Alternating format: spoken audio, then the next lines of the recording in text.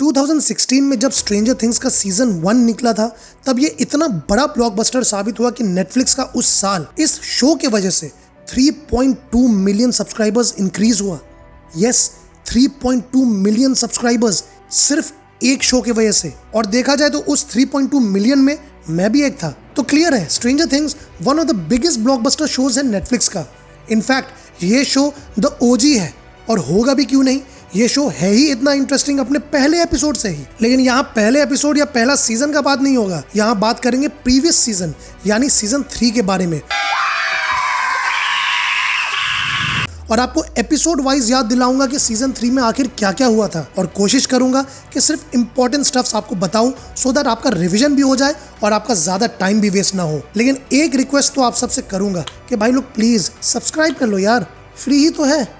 और ऐसा content, latest movie reviews और यहाँ तक कि बियॉन्ड इमेजिनेशन मूवी रिकमेंडेशंस भी करता हूँ इस चैनल पे, इसलिए आपका ही फायदा है। सब्सक्राइब बटन को ठोक डालो यार। तो चलिए बिना टाइम वेस्ट किए स्ट्रेंजर थिंग्स सीजन 3 जिसमें 8 एपिसोड है उसका रिकैप स्टार्ट करते हैं।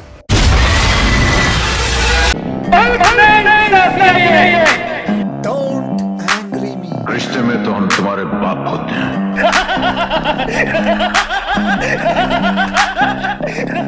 I'm just a stupid common man. Season 3 का कहानी जून 1984 से स्टार्ट होता है, जहां दिखाया जाता है कि सोवियत साइंटिस्ट्स एक नया गेट खोलना चाह रहे हैं अपसाइड डाउन के लिए, क्योंकि सीजन 2 के एंड में 11 अपसाइड डाउन के गेट को बंद करके माइंड फ्लेयर को मार भी देती है। अब कहानी एक साल आगे स्किप करता है 1985 में, जहां दिखाया जाता है कि हॉकिंस में एक नया मॉल खुला है, द स्टारकोट मॉल, और वो ऑब्वियसली इतना पॉपुलर हो गया है कि लोकल बिजनेस वाले का मूड खराब है, क्योंकि उनका बिजनेस सही से नहीं चल रहा है इस मॉल के वजह से। वहीं माइक और 11 एक रोमांटिक रिलेशनशिप में चले जाते हैं, जहां दोनों अब गर्लफ्रेंड और बॉयफ्रेंड है, और इस रिलेशनशिप से हॉपर भाई साहब गर्म है। इनफैक्ट इतना गर्म के बाद में हॉपर माइक को धमकी भी देता है 11 से दूर रहने के लिए। अब एंट्री होता है डस्टिन का, जो ऑलमोस्ट 1 महीना दूर था हॉकिंस से, क्योंकि वो साइंस कैंप में गया हुआ था, और उसका रीयूनियन होता है बाकी सभी गैंग से। डस्टिन एक रेडियो टावर सेट करता है अपनी गर्लफ्रेंड सूजी से कांटेक्ट करने के लिए, जहां उसके बाकी दोस्तों को भी आना था, लेकिन पहले तो 11 और माइक चले जाते हैं। फिर जब बहुत देर तक डस्टिन का सूजी से कांटेक्ट नहीं हो पाता है, तो बाकी लोग भी डस्टिन को छोड़कर चले जाते हैं। लेकिन उनके ठीक जाने के बाद डस्टिन का रेडियो टावर एक रशियन सिग्नल इंटरसेप्ट कर लेता है, और वो सिग्नल डस्टिन रिकॉर्ड कर लेता है। फिर एक मिल दिखाया जाता है, जहां बहुत सारे चूहे झुंड में घूमते रहते हैं और एक्सप्लोड कर जाते हैं, और उसी मिल के पास बिली अपने कार से गुजर रहा होता है, जहां उसकी कार से कुछ टकराता है और उसका एक्सीडेंट हो जाता है। अपने कार से जब वो निकलता है तो कोई अजीब सा साउंडिंग क्रीचर उसके पैर को टान कर उसको मिल के अंदर घसीटते हुए ले जाता है, और ये एपिसोड उसी क्लिफहैंगर पे खत्म हो जाता है। एपिसोड 2 के स्टार्ट में दिखाता है कि बिली मिल से भागने का कोशिश करता है, लेकिन उसको अपसाइड डाउन का एक विजन आता है, जहां वो अपने डॉपलगैंगर यानी जुड़वा से मिलता है। उसको आगे और भी विजन्स और अजीब तरह के वॉइसेस सुनाई देने लगता है इस एपिसोड के दौरान, जिससे वो और भी पागल होने लगता है, और उसका बिहेवियर बिल्कुल चेंज हो जाता है। बेसिकली माइंड फ्लेयर अब उसको अपना होस्ट बना चुका है। अब आगे वो वॉइसेस बिली को हेदर हॉलोवे, जो बिली के साथ एज अ लाइफ गार्ड काम करती है, उसको किडनैप करके उस क्रीचर के पास लाने बोलता है। वहीं दूसरी तरफ नैन्सी और जॉनथन, जो हॉकिंस पोस्ट पे एज एन इंटर्न काम कर रहे हैं, वो लोग मिसेस ड्रिस्कॉल के घर जाते हैं इन्वेस्टिगेट करने, क्योंकि मिसेस ड्रिस्कॉल का कहना है कि चूहे उनका फर्टिलाइजर्स खा रहे हैं, जो कि ऑब्वियसली वियर्ड है। जॉनथन एक चूहा जिसको मिसेस ड्रिस्कॉल पकड़ लेती है, उसको एग्जामिन कर रहा होता है, तभी नैन्सी उसको बुला लेती है और वो लोग वहां से निकल जाते हैं। उनके पीछे दिखाता है कि वो चूहा एक्सप्लोड कर गया और वेनम सिम्बाइट की तरह भागने लगा। आगे दिखाता है कि 11 और माइक के बीच टेंशन होने लगता है, क्योंकि माइक अब उसे इग्नोर कर रहा है, और इवेंचुअली दोनों का ब्रेकअप हो जाता है। और इसी बीच 11 और मैक्स का बॉन्डिंग काफी अच्छा होने लगता है। दूसरी तरफ जॉयस बायर्स, जो ऑलवेज क्यूरियस रहती है हर चीज को लेकर, वो परेशान है कि उसके घर पे और वर्क प्लेस पे मैग्नेट्स क्यों नहीं काम कर रहे हैं, और इसी इन्वेस्टिगेशन के चक्कर में वो भूल जाती है कि उसको हॉपर के साथ डेट पे जाना था। नेक्स्ट दिखाता है कि डस्टिन स्टीव से रीयूनाइट करता है, जहां वो रशियंस रिकॉर्डिंग सुनाता है स्टीव और रॉबिन को, जो वो कैप्चर किया था अपनी गर्लफ्रेंड सूजी से कनेक्ट करने के टाइम। अब रॉबिन, जो लैंग्वेजेस में थोड़ी बहुत एक्सपर्ट है, इस रशियन लैंग्वेज को ट्रांसलेट करती है, जहां उसको समझ आता है कि ये कोड है। The silver cat feeds when blue meets yellow in the west. इस एपिसोड के स्टार्ट में दिखाता है कि 11 अपना पावर्स यूज करती है ये देखने के लिए कि माइक क्या कर रहा है, और इसी पावर्स के थ्रू उसको बिली भी दिखता है जो अपसाइड डाउन में फंसा हुआ है। वहीं जॉयस हॉपर के पास जाती है और उसे मैग्नेट्स के बारे में बताती है कि मैग्नेट्स का मैग्नेटिज्म खत्म हो रहा है जो वियर्ड है, और उसे पक्का यकीन है कि ये सब उस लैब की वजह से हो रहा है, और वो जबरदस्ती वहां जाती है इन्वेस्टिगेट करने, और हॉपर भी ना चाहते हुए भी उसे फॉलो करता है साथ में। जब ये लोग इन्वेस्टिगेट करने जाते हैं उस वीरान लैब में, वहां ग्रिगोरी जो एक रशियन सोल्जर है वो हॉपर पे अटैक कर देता है। दूसरी तरफ विल का झगड़ा हो जाता है लूकस और माइक से उनकी गर्लफ्रेंड्स 11 और मैक्स को लेकर। विल अपसेट है कि मैक्स और 11 की वजह से उनका ग्रुप टूट रहा है। वहीं दूसरी तरफ रॉबिन उस रशियन कोड को क्रैक कर लेती है और वो समझाती है कि ये कोड किसी शिपमेंट के बारे में है जो स्टारकोड मॉल में आने वाला है। I cracked the code. Later Robin, Steve और डस्टिन छुप के इन्वेस्टिगेट करते हैं इस सिचुएशन को और देखते हैं कि आर्म्ड रशियन सोल्जर्स कुछ शिपमेंट्स का डिलीवरी ले रहे हैं जहां बहुत सारे बॉक्सेस हैं। वहीं दूसरी तरफ नैन्सी और जॉनथन अभी भी उस चूहों के सिचुएशन को इन्वेस्टिगेट कर रहे हैं जहां उनको कुछ रिपोर्ट्स मिलता है मिसिंग फर्टिलाइजर्स और चूहों के अजीब बिहेवियर का। फर्दर इन्वेस्टिगेट करने के लिए ये दोनों वापस मिसेस डिस्कोल के घर जाते हैं और वहां देखते हैं कि मिसेस डिस्कोल खुद अब फर्टिलाइजर्स को खा रही है। Driscoll. लास्ट में दिखाता है कि मैक्स और 11 बिली और हेदर को ट्रैक कर रहे हैं और ट्रैक करते करते ये दोनों हेदर के पेरेंट्स के घर पहुंच जाते हैं जहां बिली और हेदर ऑलरेडी प्रेजेंट है, जिसको देख के मैक्स और 11 शॉक्ड हो जाते हैं। अब मैक्स और 11 के जाने के बाद बिली और हेदर जो कि अब पोजेस्ड है मिलकर हेदर के पेरेंट्स को मार देते हैं ताकि उस क्रीचर को फीड किया जा सके। वहीं दूसरी तरफ विल को फिर एहसास होता है कि माइंड फ्लेयर अभी भी जिंदा है। इस एपिसोड के स्टार्ट में दिखाता है कि हेदर के पेरेंट्स को बिली और हेदर मिल में ले जाते हैं जहां माइंड फ्लेयर जो अब एक फिजिकल क्रीचर है चूहों के फ्लैश से बना हुआ, वो माइंड फ्लेयर हेदर के मॉम एंड डैड को पोजेस कर लेता है। अब लेटर हेदर का डैड जो अब पोजेस्ड है और जो एक्चुअली नैन्सी और जॉनथन का बॉस भी है, वो नैन्सी और जॉनथन को फायर कर देता है इस चूहे वाले केस को इन्वेस्टिगेट करने के लिए। बट फिर भी नैन्सी मिसेस डिस्कॉल से मिलने हॉस्पिटल जाती है और वहां देखती है कि माइंड फ्लेयर मिसेस डिस्कॉल को पोजेस कर रहा है। वहीं दूसरी तरफ हॉपर को याद आता है कि ग्रिगोरी जो उस पर अटैक किया था वो हॉकिंस टाउन के मेयर लैरी क्लाइन से मिला था, तो इसीलिए अब हॉपर और जॉयस जाकर मेयर लैरी क्लाइन को कन्फ्रंट करते हैं जहां उनको मेयर ये बताता है कि स्टारकोट मॉल रशियंस का अड्डा है जहां वो हॉकिंस टाउन का अबैंडन प्रॉपर्टीज खरीदते हैं। वहीं दूसरी तरफ स्टीव, डस्टिन और रॉबिन एरिका से हेल्प मांगते हैं एक वेंट में घुसने के लिए रशियंस को फर्दर इन्वेस्टिगेट करने के लिए। एरिका जो लूकस की बहन है वो वेंट में जाती है और वहां वो डॉकिंग रूम का डोर ओपन कर लेती है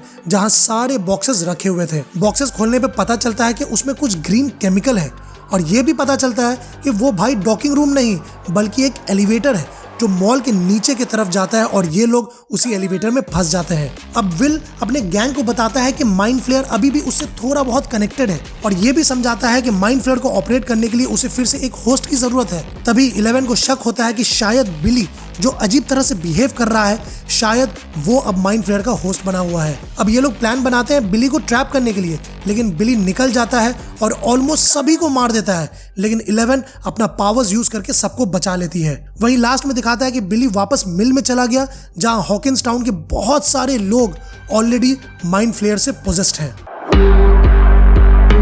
गाइस कहानी अब और भी इंटरेस्टिंग होने वाला है इस एपिसोड से, इसलिए वीडियो में बने रहिएगा।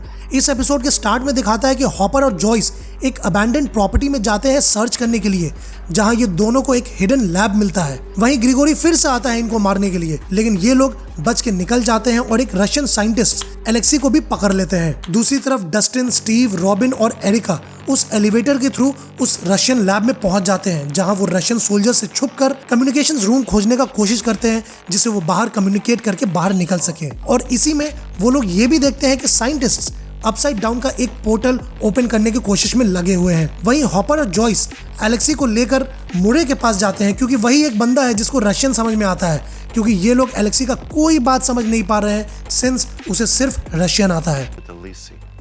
А вот наручники на тебе, сволочь советская.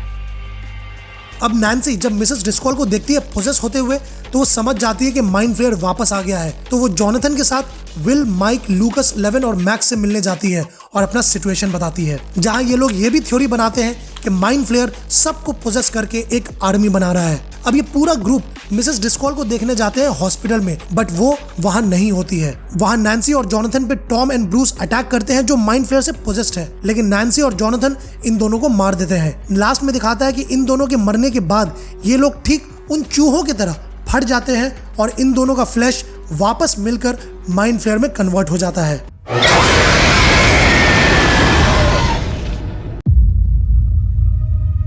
इस एपिसोड के स्टार्ट में दिखाता है कि डस्टिन और गैंग को रशियन सोल्जर्स लैब में देख लेते हैं और वो लोग वहां से भागने का कोशिश करते हैं, जहां डस्टिन और एरिका तो छुप जाते हैं लेकिन स्टीव और रॉबिन पकड़ा जाते हैं, जहां बाद में उन दोनों को इंटेरोगेट किया जाता है मार मार के और फिर ड्रग्स भी दे दिया जाता है जिससे वो लोग नशे में चले जाते हैं। लेकिन लेटर इवेंचुअली डस्टिन और एरिका इन दोनों को बचा भी लेते हैं। दूसरी तरफ नैन्सी और जॉनथन पे माइंड फ्लेयर अटैक करता है, लेकिन 11 फिर से अपना पावर्स यूज करके माइंड फ्लेयर पे अटैक करती है।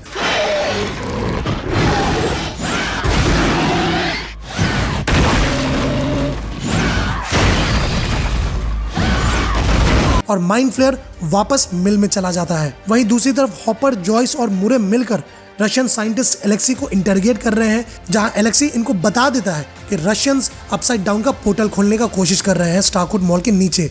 ये सुनकर जॉयस डर जाती है और उसे शक होता है कि उनके बच्चे कहीं इसमें इन्वॉल्व ना हो जाए, जो कि ऑब्वियसली वो लोग ऑलरेडी हैं पूरी तरह से। अब 11 अपना पावर से बिली से कम्युनिकेट करने का कोशिश करती है ताकि वो माइंड फ्लेयर को ट्रैक कर सके, और इसी में उसे बिली के ट्रबल चाइल्डहुड के बारे में पता चल जाता है। बिली 11 को सेंस कर लेता है और इसी में माइंड फ्लेयर को भी 11 की लोकेशन का पता चल जाता है। बिली ये भी बताता है कि माइंड फ्लेयर उसे बदला लेना चाहता है क्योंकि वो अपसाइड डाउन का गेट बंद कर दी थी। और लास्ट में ये दिखाता है कि हॉकिंस टाउन के जितने भी लोग पोजेस थे सब डिसॉल्व होकर और भी बड़ा माइंड फ्लेयर में कन्वर्ट हो जाते हैं।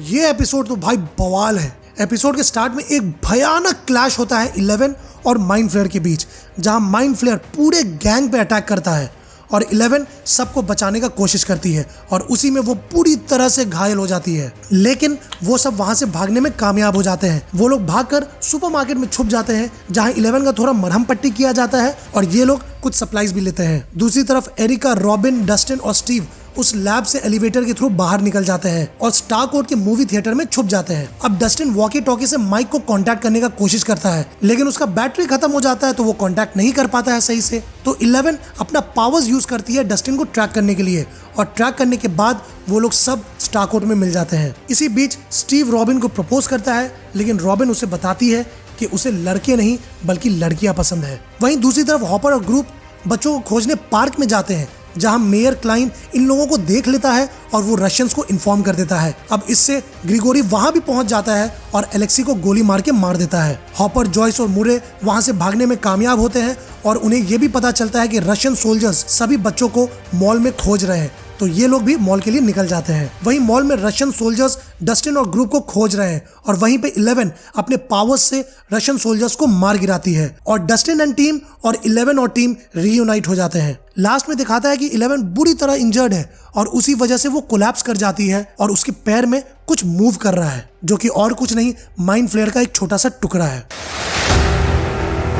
गाइस, ये लास्ट एपिसोड है एंड आई एम श्योर ये सबसे इंपॉर्टेंट एपिसोड है आप सभी के लिए सीजन 4 को समझने के लिए। तो अगर मेरा ये मेहनत आपको अच्छा लगे तो वीडियो को प्लीज लाइक कीजिएगा और चैनल को सब्सक्राइब करना मत भूलिएगा similar content, latest movie reviews और बियॉन्ड इमेजिनेशन मूवी रिकमेंडेशंस के लिए। एनीवेज, इस फिनाले एपिसोड के स्टार्ट में दिखाता है कि 11 माइंड फ्लेयर का एक टुकड़ा जो उसके पैर में था उससे छुटकारा पाती है अपने पावर्स से, जो इवेंचुअली उसको पावरलेस बना देता है। अब मॉल में हॉपर और उसका ग्रुप पहुंचता है और ये लोग मिलकर प्लान बनाते हैं उस रशियन लैब में जाकर उस मशीन को डिस्ट्रॉय करने का, जिससे रशियंस अपसाइड डाउन का पोर्टल ओपन करने का कोशिश कर रहे हैं। अब इसके लिए डस्टिन और एरिका, जो ऑलरेडी वो लैब देख चुके हैं, अपने रेडियो टावर से हॉपर को लैब में मशीन तक नेविगेट करने का प्लान बनाते हैं। तो बेसिकली पूरा ग्रुप 3 हिस्सों में डिवाइड हो जाता है। डस्टिन, रॉबिन, स्टीव और एरिका रेडियो टावर के लिए निकलते हैं। हॉपर, जॉयस और मुर्रे एलिवेटर के थ्रू रशियन लैब में जाते हैं मशीन को डिस्ट्रॉय करने, और 11, Mike, Will, Max, Lucas, Nancy और जॉनथन मॉल से निकलने का कोशिश करते हैं, लेकिन पोजेस्ड बिली उन पे अटैक कर देता है। अब मॉल में माइंड फ्लेयर भी अटैक कर देता है 11 और गैंग को मारने के लिए, और एक भयानक कार चेस भी होता है उसी बीच।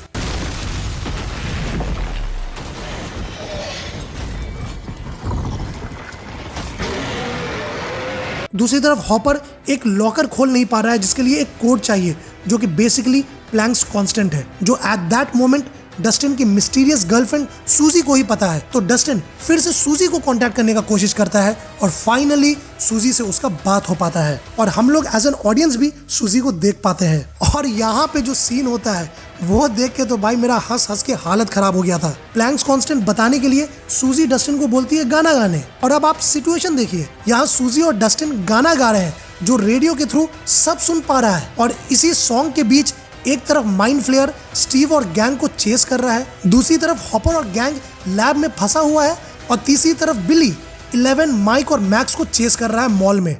ट्रस्ट मी, ऐसा सीरियस सिचुएशन में इतना कॉमेडी सीन दिखाना was a genius idea and this scene was hilarious. Anyways Suzie Dustin को प्लैंक्स कांस्टेंट बता देती है और हॉपर वो लॉकर खोल लेता है। दूसरी तरफ बिली पावरलेस 11 को पकड़ लेता है और माइंड फ्लेयर के सामने रख देता है, लेकिन तभी बाकी गैंग मेंबर्स माइंड फ्लेयर को जो वापस मॉल में आ गया है उसे फायरवर्क से अटैक करने लगते हैं। बिली पूरा कोशिश करता है 11 को माइंड फ्लेयर को देने के लिए, लेकिन तभी 11 बिली को कन्फ्रंट करती है उसके बचपन को लेकर और बिली को होश आ जाता है और बिली खुद को सैक्रिफाइस कर देता है 11 और मैक्स को बचाने के लिए। वहीं दूसरी तरफ इसी बीच हॉपर लैब में ग्रिगोरी से लड़ता है और उसी बीच मशीन के बीच में फंस जाता है। अब जॉयस को ना चाहते हुए भी एक्सप्लोजन ट्रिगर करना पड़ता है अपसाइड डाउन के गेट को बंद करने के लिए, जिस गेट के पास हॉपर भी फंसा हुआ था। अब एक्सप्लोजन होने के बाद अपसाइड डाउन का पोर्टल बंद हो जाता है और हॉपर उसी में डिसइंटीग्रेट हो जाता है और दूसरी तरफ माइंड फ्लेयर भी मर जाता है। अब स्टोरी 3 मंथ्स का लीप लेता है जहां एक न्यूज़ के थ्रू दिखाया जाता है कि सारे डेथ्स को कवर अप किया गया है, स्टारकोर्ट मॉल को डिस्ट्रॉय कर दिया गया और मेयर क्लाइन को अरेस्ट कर दिया गया है। नेक्स्ट बायस फैमिली और 11 जो अभी भी पावरलेस है हॉकिंस छोड़कर चले जाते हैं और उससे पहले माइक और 11 एक दूसरे को प्रपोज करके पैचअप भी कर लेते हैं और प्लान करते हैं थैंक्सगिविंग पे मिलने का। अब लास्ट में एंड क्रेडिट्स में दिखाता है कि कमशटका में रशियन गार्ड्स को इंस्ट्रक्ट किया जा रहा है एक प्रिजनर को डेमोगोर्गन को फ्रीड करने, और स्पेसिफिकली कहा जाता है नॉट द अमेरिकन, और वहीं स्ट्रेंजर थिंग्स सीजन 3 खत्म हो जाता है। तो बेसिकली वो अमेरिकन ऑब्वियसली हॉपर है जो ऑब्वियसली जिंदा है और एक डेमोगोर्गन भी है जो उस रशियंस के कैद में है। तो ये था सीजन 3 का मेजर क्लिफ हैंगर, और अब देखते हैं कि सीजन 4 जो फाइनल सीजन है जिसको 2 वॉल्यूम्स में डिवाइड किया गया है क्या बवाल मचाने वाला है। और मैं देखता हूं कि आप सब इस वीडियो को लाइक करके चैनल को सब्सक्राइब करते हैं कि नहीं। प्लीज कर दीजिए, आपका ही फायदा है और बिल्कुल फ्री है। और जाते जाते अपना सीजन 4 का थ्योरीज मुझे कमेंट सेक्शन में जरूर बताइएगा। तब तक के लिए मिलते हैं आपसे इंस्टा, फेसबुक एंड ट्विटर में या फिर मेरे नेक्स्ट वीडियो में। Thank you guys for watching.